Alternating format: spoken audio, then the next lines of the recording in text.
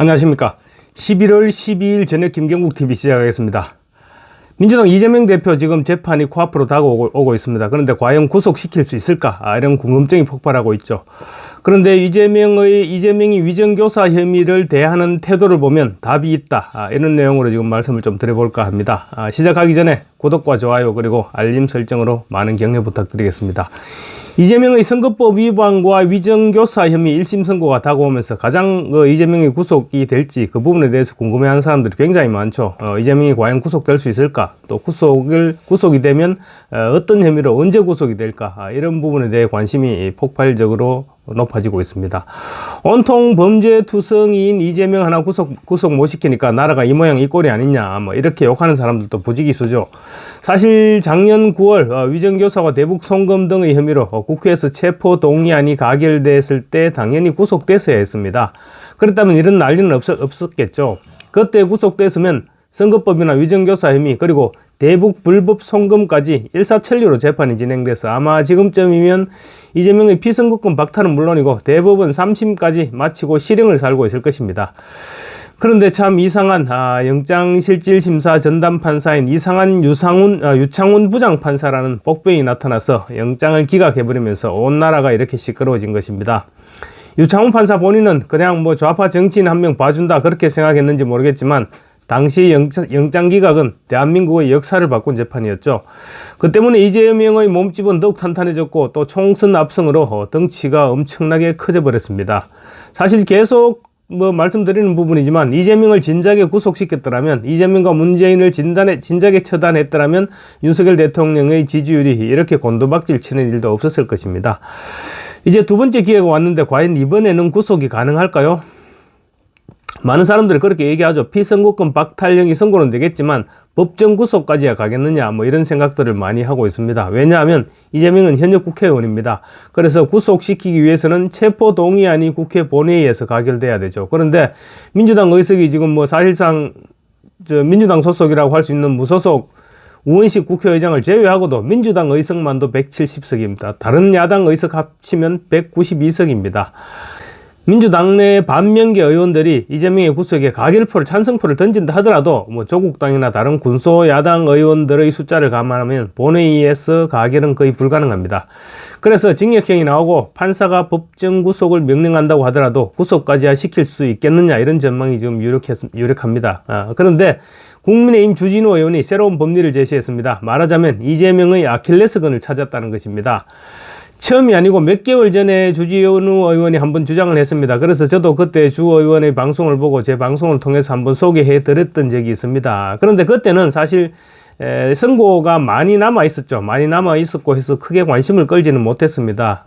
그런데 이번에 이제 재판을 코앞에 두고 주 의원이 지금 이제 다시 문제를 제기했으니 이슈가 되지 않을까 싶습니다. 바로 이재명이 지난해 9월이었죠. 위정교사 불법 대북 송금 혐의로 국회에서 체포 동의안이 가결됐습니다. 그런데 한번 가결되는 가결안이 아직도 유효하다는 것이 주진우 의원의 주장입니다. 선거법 위반의 경우 지난해 체포 동의안에 포함되지 않았기 때문에 징역형과 함께 머슬령 법정 구속을 명령을 내린다고 하더라도 체포 동의안이 국회 본회의에서 가결돼야 됩니다. 그렇지만 위정교사 혐의의 경우 지난해 이미 국회 본회의에서 한 차례 가결안이 통과됐기 때문에 다시 체포 동의안이 가결됐기 때문에 다시 의결할 필요가 없다는 것이 주진우 의원의 주장입니다. 다만 회기가 이제 21대 국회에서 22대 국회로 바뀌었기 때문에 논란의 여지가 없지는 않을 것으로 보입니다만 주진우 의원은 확신하고 있습니다. 주 의원은 또 엘리트 검사 출신이기도 하죠. 과거에도 어떤 현역 의원이 체포 동의안이 가결됐다가 구속기한 만료로 풀려났는데 다시 구속시킬 때는 체포 동의안을 표결에 붙이지 않고 그대로 구속했다는 전례도 있습니다. 다만 당시에는 동일 회기였는데 이재명의 경우 회기가 바뀌었기 때문에 민주당에서는 분명 다시 체포 동의안을 다시 표결해야 된다, 이렇게 주장하면서 논란이 벌어지지 않을까 싶습니다. 법원의 판단이 필요한 부분일 것으로 보이기는 하지만 21대 국회에서 통과된 법안이 22대 국회에서 새로 통과되지 않아도 여전히 효력을 발휘하듯이 체포 동의안도 마찬가지라는 것이 주진우 의원의 주장입니다. 뭐 듣고 보니 설득력이 없지는 않죠. 그래서 위정교사 혐의 재판이 이재명의 아킬레스건이 될 수 있을 것이다. 이렇게 보고 있는 것입니다. 그러고 보니 이재명이 사실 유달리 위정교사 혐의에 대해서 무죄라고 주장하면서 집착을 하고 있죠. 이미 심리는 진작에 끝났고 결심 공판에서 징역 3년을 구형받았죠. 그리고 2주 후면 1심 선고가 예정되어 있고 지금쯤이면 아마 판결문을 작성하고 있을 그런 시점에도 불구하고 이재명은 끊임없이 무죄를 주장하고 있습니다. 대성공한 위정교사를 실패한 위정교사 이렇게 주장하고 있죠. 그런가 하면 또 위정 증인이 위정을 했던 당사자이죠. 위정 피고인 김진성이 법정에서 증언했던 내용까지도 그런 일이 없었다고 주장하면서 지금 무죄를 항변하고 있습니다. 그리고 무려 A4 용지 16장에 달하는 그렇지만 전혀 새로운 내용이 없는 피고인 진술서를 재판부에 따로 제출하는가 하면 허위 점검을까지 재판정에 제시했을 정도입니다. 누가 봐도 말이 안 되는 이해할 수 없는 행동을 해온 것도 만약에 법정 구속이란 말을 떠올리면 충분히 이해가 될 것 같습니다. 만약에 이재명이 실형을 선고받고 판사가 법정 구속을 결정하게 됐을 때 방탄복 혜택을 보지 못하고 바로 구속이 될 것이라고 생각한다면 이재명은 무슨 짓을 못할까요? 친형을 강제로 정신병원에 입원시키려 했고 여배우와의 공짜 연애가 발각되자 병원에 가서 신체 중요 부위에 점이 없다고까지 확인을 받아온 사람이 이재명입니다. 친형의 부인에게 쌍욕을 해대면서 찢어버린단 말까지 하는 사람인데 그까지 거짓말 또 처음 하는 거짓말도 아니죠. 그까지 허위선동 SNS에 못 올릴 이유가 하나도 없을 것입니다. 위정교사와 대북 송금 혐의에 대해서는 이미 방탄복이 벗겨져 있다고 생각한다면 이재명이 그렇게 위정교사 혐의에 대해서 무죄를 주장하는 이유가 설명이 됩니다. 위정교사 혐의는 혐의가 워낙 중하기 때문에 벌금형은 선고하지 못할 것입니다. 유죄가 인정되면 곧바로 징역형이 선고될 것입니다. 이재명 본인도 실력이 있는지 없는지는 몰라도 변호사 자격이 있죠. 변호사 자격이 있으니까 자신의 아킬레스건이 무엇인지 알고 저렇게 대응하는 것이 아닐까 그런 생각도 듭니다. 다음으로 모든 사람이 다 법 앞에 평등하다는 너무나도 명확한 진리가 지켜진다면 이재명이 구속될 수밖에 없는 조건은 부지기수라고 할 수 있겠습니다. 보통 재판장은 피고인이 도주 또는 증거인멸의 우려가 있거나 사안이 중대할 경우에 법정 구속을 명령하죠. 지난해 9월에 이재명에 대한 구속영장실질심사 당시 유창훈 부장판사는 위정교사에 대해서 범죄 혐의가 소명된다고 하면서도 피의자가 정당의 현직 대표로서 공적 감시와 비판의 대상인 점 등을 감안할 때 증거인멸의 염려가 있다고 단정하기는 어렵다. 이런 정말로 말도 안 되는 사유를 들어서 영장을 기각했습니다. 그 이후로 이재명은 계속 증거인멸 시도를 해왔죠. 만인은 법 앞에 평등하다는 헌법 정신에도 불구하고 판사라는 사람이 이재명의 직위를 보고 일반인과 차별적인 선고를 했던 것입니다. 사실 일반인의 경우 실형 선고 시 구속이 기본이죠. 그런데 이재명뿐만 아니라 조국이나 황우나 이런 사람들도 징역 2년, 3년 그런 형을 선고받고도 법정 구속을 시키지 않았습니다. 특히 조국은 항소심에서까지 징역 2년이 유지됐음에도 법정 구속을 시키지 않았습니다. 재판부가 말도 안 되는 짓거리를 한 것이죠. 조국의 2심 재판부 역시 대한민국의 역사를 거꾸로 돌려버린 책임을 반드시 져야 할 것입니다. 그런데 이재명은 조국과 비교할 때 법정 구속을 시켜야 할 사유가 훨씬 많고 또 강도도 높다고 볼 수 있습니다. 이재명은 지금 재판받고 있는 사건 가운데 한 건만 실형을 선고받으면 정치 생명이 끝이 납니다. 특히나 선거법의 경우 100만 원 이상만 최종심에서 선고받아도 모든 게 끝이 나죠. 본인뿐만 아니라 민주당 전체가 434억을 국고에 반납해야 됩니다. 그런 이재명에게 만약 실형이 선고되면 이재명 본인도 정치 생명이 끝날 것이라는 사실을 당연히 직감합니다.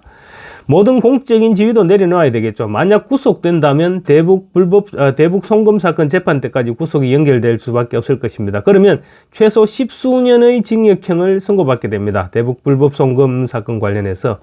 그 정도 형량이면 지금 시간이 꽤 오래 걸릴 것 같은 대장동 특혜 의혹과 같은 특혜 의혹을 비롯해서 백현동, 위례신도시, 성남FC 이런 재판들도 다 끝나게 될 것입니다. 그 재판들이 끝나면 또 10수년의 징역이 추가될 수 있습니다.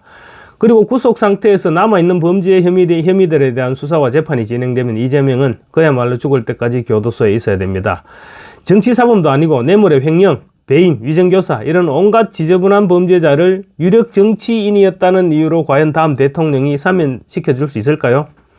아마 힘들 것입니다. 설령 좌파에서 대통령이 당선된다고 해도 사면시켜주기는 힘들 것입니다. 그러면 이재명은 햇볕을 볼 수가 없게 되는데, 그런 상황까지 고려한다면 과연 도주하고 싶지 않을까요?